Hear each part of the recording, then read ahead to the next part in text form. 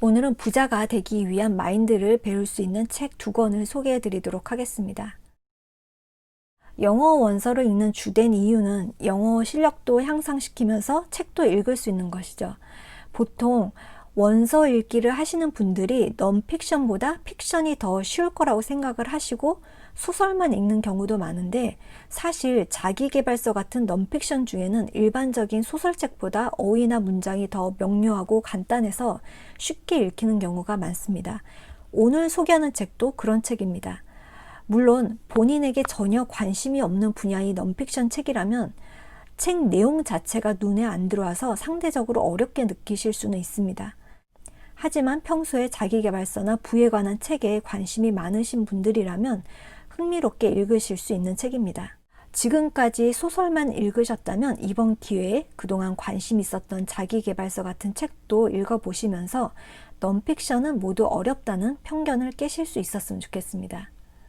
저에게 요즘 필요한 건 자기계발과 재테크, 부에 관한 것들이어서 이런 책들을 많이 읽고 있는데요. 그러면서 자기계발서와 부에 관한 책의 공통점을 발견을 했습니다. 성공을 하고 부자가 되기 위해서 가장 중요한 거는 성공, 부자 마인드가 있어야 된다는 거죠. 작품을 만들어내기 위해서는 그것을 만들어낼 장인, 그리고 만들기 위한 툴, 이렇게 2가지가 필요합니다. 성공하기 위해 습득하는 지식과 부를 축적하기 위해 공부하는 재테크 지식들은 툴에 비유된다면, 마인드는 그것을 만들어내는 장인에 비유할 수 있습니다. 아무리 가지고 있는 툴, 즉 지식이 훌륭하다고 하더라도 장인, 즉 제대로 된 마인드가 없으면 작품을 만들어낼 수가 없습니다. 부자 되는 법을 배우기 전에 부자가 가진 마인드를 먼저 알아야 하는 이유입니다. 오늘 제가 소개하는 2책 모두 부자가 되기 위해 가져야 할 부자 마인드를 알려주고 있는 책입니다. 개인적으로 이 책들을 읽고 마인드도 많이 바뀌고 상당히 도움이 많이 된 책들입니다. 2 책이 상당히 비슷한 성격의 책들이고, 영어 원서 읽기 면에서 봐도 어휘, 문장 표현 수준이 거의 비슷한 책으로 어느 책을 먼저 읽으셔도 상관이 없으실 것 같습니다. 2권 중 1권을 읽어보시고 인상 깊게 읽으셨다면 나머지 1권도 읽어보시면 좋을 것 같아요. Secret of the Millionaire Mind는 따로 제가 리뷰를 전에 올린 적이 있어서 이 영상 끝에 링크를 달아드리도록 하겠습니다.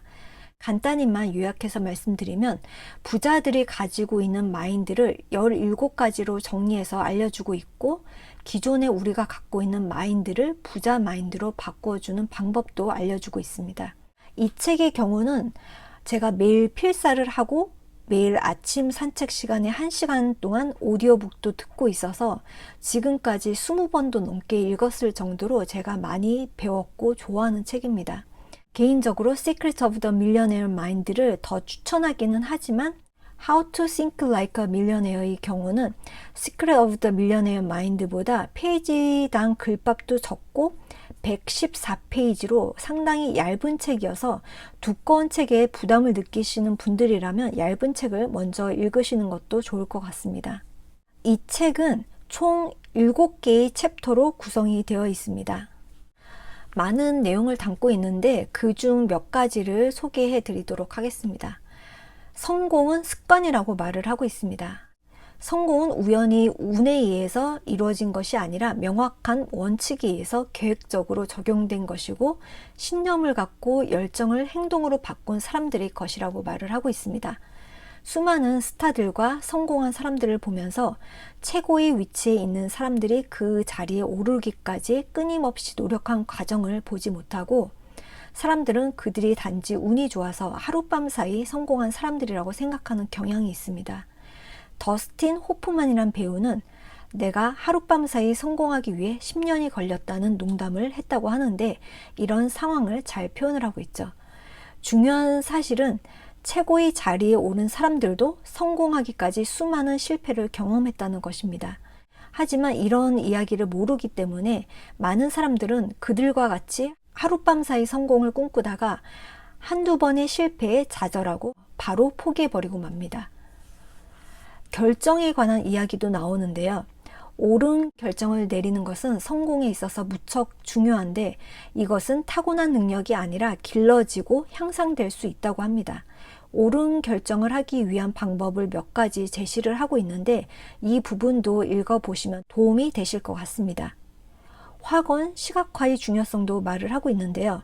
우리 생각은 현실이 되니 생각을 컨트롤해야 한다는 것, 또 성공한 사람들은 결정을 하고 나면 빠르게 행동한다는 것. 다른 자기계발서와 마찬가지로 이 책에서도 말하는 공통점입니다.